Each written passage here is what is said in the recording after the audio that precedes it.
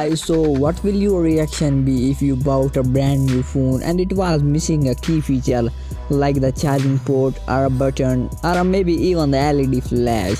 Surprise, bewilderment, anger, and maybe even manage a laugh. We bet one or all of these must have been the expression of this unlucky person that just received her brand new Xiaomi Mi 9 and found out it doesn't have an LED flash.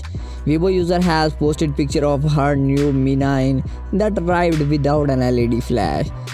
It is not that the cutout for the LED flash is there, but there is no LED. It is actually not there at all.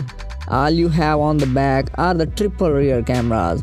She did tag Xiaomi and some of its top executives in her post, and the official Xiaomi customer service account responded to it saying she has been sent a private message. The unit will most definitely be replaced for her and she might get compensation for the trouble. At the moment, we do not know if there are other owners who have this same problem, but notwithstanding, Xiaomi has to work on its quality control checks before items are shipped out. It is not unusual for certain units from a mass product item to be subpar, but the job of the quality control team is to ensure those items do not make it out.